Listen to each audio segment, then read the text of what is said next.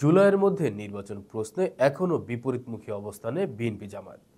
BNP দ্রুত নির্বাচন চাইলেও জামায়াত চাইছে প্রয়োজনীয় সংস্কার শেষেই হোক ভোট। তড়িঘড়ি করে নির্বাচন দেশের জন্য ইতিবাচক হবে না বলেও মনে করেন জামায়াত। ওদিকে বিএনপি বলছে আন্দোলন করে অন্তর্বর্তী সরকারের কাছ থেকে নির্বাচন আদায় করাটা দুঃখজনক।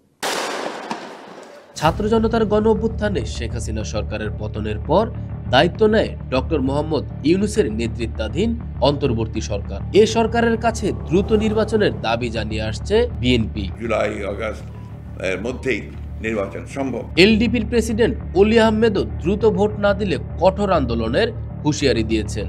আমরা বাধ্য হব ঐক্যবদ্ধভাবে সরকারের বিরুদ্ধে আন্দোলন করার জন্য। বিএনপি নেতা খন্দকার মোশাররফ হোসেন বলছেন, নির্বাচনের জন্য অনির্দিষ্টকাল অপেক্ষা করার সুযোগ নেই। জনগণের ভাষা বুঝতে হবে। দ্রুত রোডম্যাপ ঘোষণা হলেই ফিরে আসবে শৃঙ্খলা। সরকার এবং নির্বাচন কমিশন যদি আন্তরিক হয় তাহলে আগস্টের মধ্যেই কিন্তু নির্বাচন সম্পন্ন করা সম্ভব। এটা আমরা দেখতে চাই, এই ঘোষণা আমরা শুনতে চাই, তারপরে আমরা সিদ্ধান্ত নিব আমরা কি পদক্ষেপ গ্রহণ করব। অনির্দিষ্ট কালের জন্য না থেকে একটা সময়ের মধ্যে বিদায় হবে, সেটা তারা কিন্তু এই রোডম্যাপের মাধ্যমে বুঝাতে পারে মানুষকে, এবং এটা রোডম্যাপটা দিলেই জনগণ নির্বাচনমুখী হয়ে যাবে। তবে দ্রুত নির্বাচন ইস্যুতে ভিন্ন সুর জামাতের। দলটির নেতারা বলছেন, গ্রহণযোগ্য নির্বাচনের জন্য পর্যাপ্ত সময় দিতে হবে অন্তর্বর্তী সরকারকে। তড়িঘড়ি করে নির্বাচনে যাওয়ার সুযোগ কি আছে?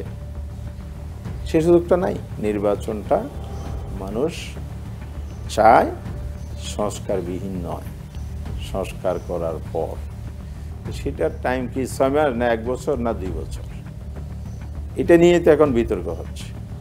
তা আমরা শর্ট টাইম যেটা বিভিন্নভাবে আলোচনা হচ্ছে, এটাকে আমরা ফিজিবল মনে করি না। সরকারকে আরেকটু সময় দিতে হবে, তবে সেটা দীর্ঘ সময় নয়, একটা যৌক্তিক সময়।